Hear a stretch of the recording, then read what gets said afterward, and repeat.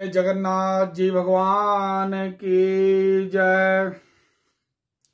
कल्कि भगवान की जय। भगवान के सभी भक्तों को मेरा नमस्कार। आप सभी जैसा सुनते आ रहे हैं कुछ दिनों से कि कल्कि भगवान के अवतरण का समय नजदीक आता जा रहा है। आप सभी को मैंने बताया भी है और फिर से बता रहा हूं जिनको नहीं पता कि यह 2020 से 2030 युग परिवर्तन का संधि काल चल रहा है। 2020 आते ही जिस तरह से आपने एक बहुत बड़ी महामारी का झलक देखा और उसमें करोड़ों जाने गई पूरे विश्व में, यह उसी युग परिवर्तन के सीरीज का एक घटनाक्रम है। आगे क्या क्या होने वाला है उसमें से बहुत सारी बातें मर्यादावश हम लोग अभी नहीं बोल सकते, किंतु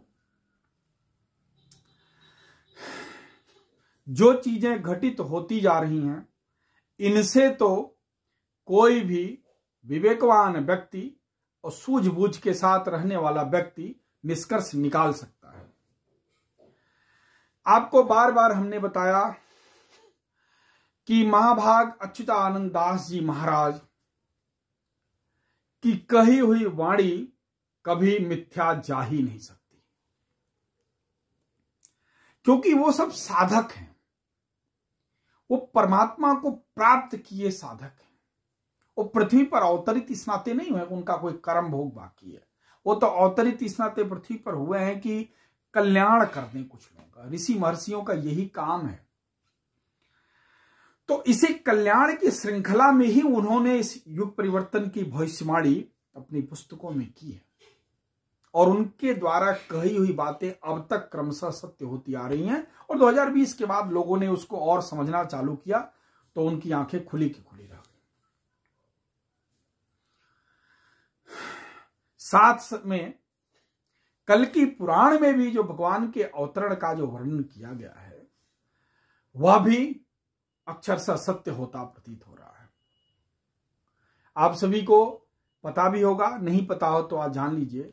जयपुर में महाराज जयसिंह ने एक कल्कि भगवान का मंदिर बनाया जिसमें एक घोड़े, जो कल्कि भगवान को एक 4 पैर के घोड़े पर रखा हुआ दिखाया गया उस मंदिर में।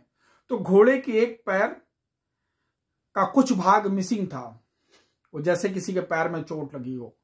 तो वहां पर इस चीज का वर्णन है कि जैसे जैसे ये घाव भरता जाएगा कलयुग अपनी समाप्ति की ओर होता जाएगा। वहां से भी संकेत क्रमशः मिल रहे हैं। कल्कि पुराण में इसका स्पष्ट वर्णन है कि बद्री विशाल जी महाराज कलयुग के अंत में भविष्य बद्री नामक स्थान पर पुनः स्थापित हो जाएंगे और अपनी जगह छोड़ देंगे। वह घटना कब होगी, कैसे होगी, ये तो देखने वाली बात है। लेकिन इसकी एक झलक जोशी मठ, जो कि बद्री विशाल से कुछ किलोमीटर की दूरी स्थान पर है, वहां पर जिस प्रकार से अनगिनत घरों में दरारें आना चालू हुई, इस बात का संकेत है कि वहां अब एक बड़ा परिवर्तन हो सकता है। साथ में युग परिवर्तन के जितने महत्वपूर्ण संकेत जगन्नाथ धाम से मिलना प्रारंभ हुए उतने और कहीं से नहीं।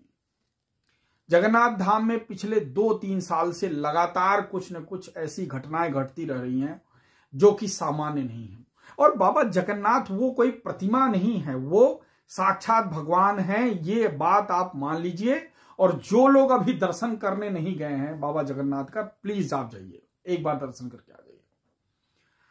वो कलयुग के साक्षात भगवान हैं, मैं आपको बता रहा हूं। आपको तो पता ही है, उनके विग्रह में भगवान कृष्ण का दिल धड़क रहा है। वहां से बार बार अभी इस बार की रथ यात्रा में कई सारी ऐसी घटनाएं हुई जो शकुन नहीं कहा जा सकता। बार बार रस्सी का टूटना, मूर्ति का लुढ़कना, मंदिर में लगातार 2 साल से कुछ न कुछ घटनाएं होती आ रही है। शिला का, पत्थर का गिर जाना, झंडे में आग लग जाना और अभी जो सबसे बड़ी घटना हुई रथ यात्रा से पहले, मंदिर के शिखर पर, जगन्नाथ मंदिर के शिखर के ऊपर से कोई चिड़िया क्रॉस नहीं करती थी, एक गिद्ध का बैठना। यही नहीं, कई अन्य जगह से जगन्नाथ बाबा की यात्रा में ऐसी घटनाएं आई हैं।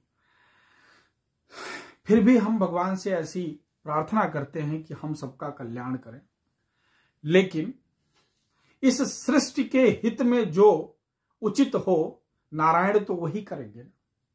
हमको तो उचित अनुचित थोड़ा सा ही समझ में आ रहा होगा, थोड़ी दूर दिख रहा होगा। नारायण की जो दूरदृष्टि होगी, इस पूरी सृष्टि के कल्याण के लिए जो करना होगा वो करेंगे, क्योंकि सृष्टि में तो हम भी हैं और इसी सृष्टि में प्रकृति भी है, इसी सृष्टि में जीव जंतु भी हैं, इसी सृष्टि में अन्य जानवर प्राणी भी हैं। तो भगवान को तो सबको बैलेंस करना है ना।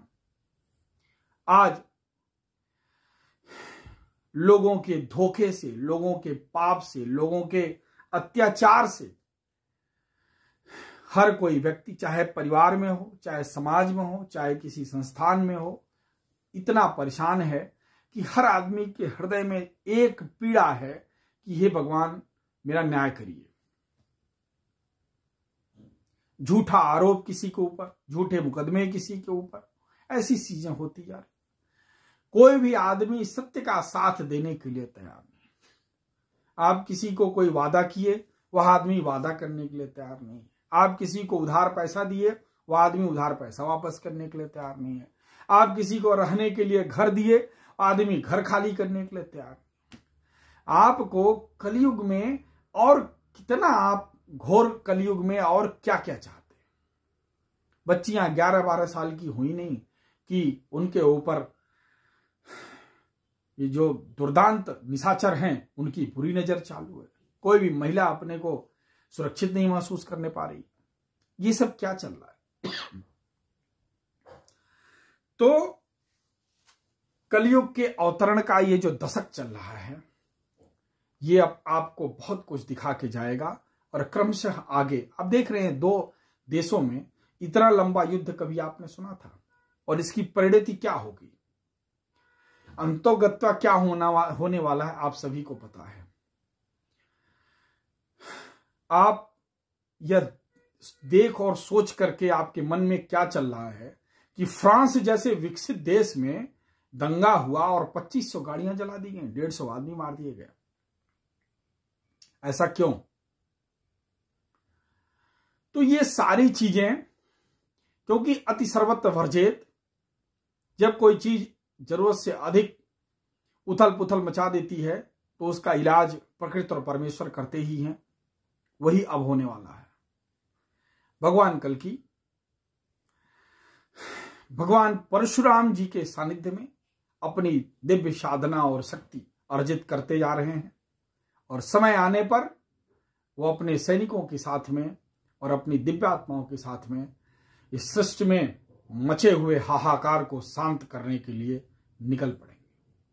आप सभी से प्रार्थना है कि जो भी भगवान का भक्ति करना चाहते हैं, अभी भी समय है, सन्मार्ग पर लग जाइए, पाप मार्ग से बचिए, दूसरों का अहित मत करिए, दूसरों को दुख मत पहुंचाइए, जानवरों की हत्या मत करिए, अधिक से अधिक समय ईश्वर की भक्ति में लगाइए, और कल्कि भगवान के अवतरण में, उनके कार्य प्रणाली में आप भी रीछ बादल की भूमिका निभाइए। बोलिए कल्कि भगवान की जय, विष्णु भगवान की जय।